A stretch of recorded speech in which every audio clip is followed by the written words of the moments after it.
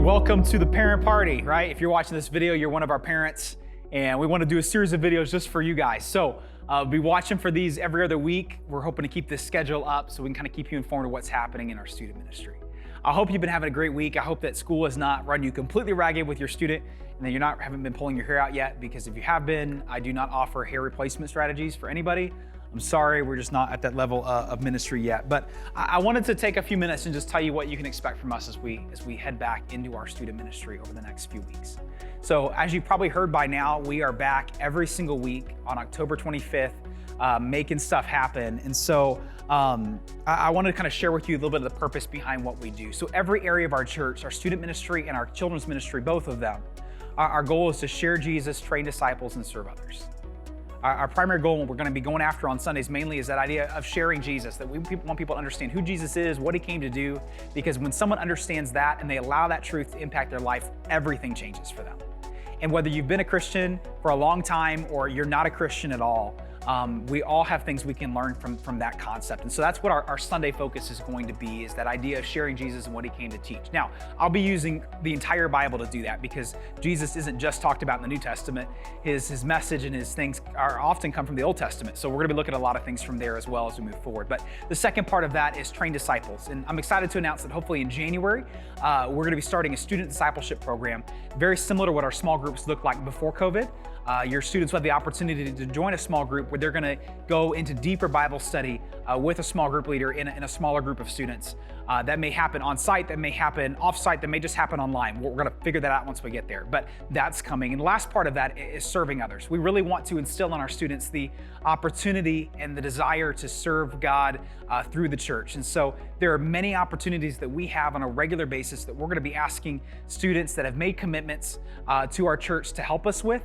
We're also going to be asking them to help us with different community outreach projects that we have going. Hopefully, before long, we'll have some things announced about things we'll be doing in the community, and we're going to be hoping that students will come help us with those projects as well. Our goal ultimately is to empower them to serve others outside of the church, so that as they leave here and grow up, because they're not going to stay in high school or middle school forever, they are going to grow up and they are going to maybe move off your couch in your basement one day. We want them to become solid, mature Christians who are spiritually motivated to see people come into relationship with God. And that can happen whether they are working a job, whether they're going to school somewhere, whether they still live in your house and, I don't know, take your dog for a walk on a weekend. But that's the purpose and the content that we're going to create in our student ministry. What you can expect from us is a higher level of communication than probably we did before COVID. And this is kind of the route I would like to go. So daily, you can expect to see things on our social media, either encouragements, reminders of things that we talked about in class at church, or updates for special events and things that we're doing. So make sure, if you haven't followed any of our platforms, we have an Instagram account called Revolution Learn Love Lead. It's where the bulk of our students are at right now.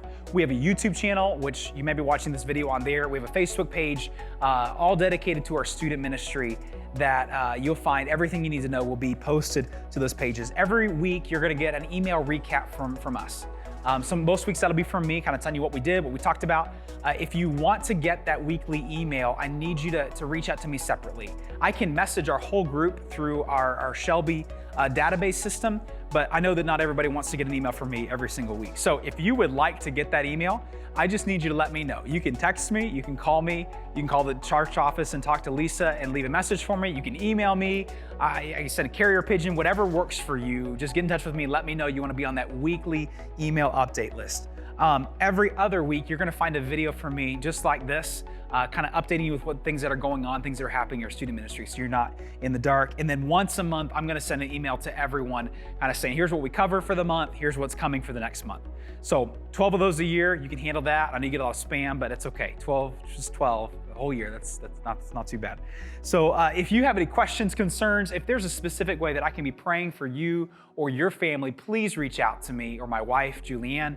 We'd be more than happy to help you with whatever we can. But we are excited to minister to your students and to serve them through Scripture and to be whatever we can be to help motivate them spiritually. Thanks for watching. I hope you guys have a great week.